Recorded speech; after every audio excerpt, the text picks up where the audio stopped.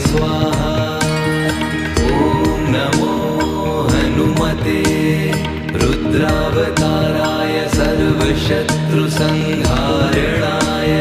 सर्वरोगहराय सर्ववशीकरणाय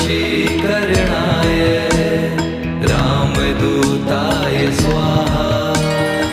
ॐ नमो हनुमते रुद्रावताराय सर्वशत्रुसंहारणाय सर्वरोगहराय सर्ववशीकरणाय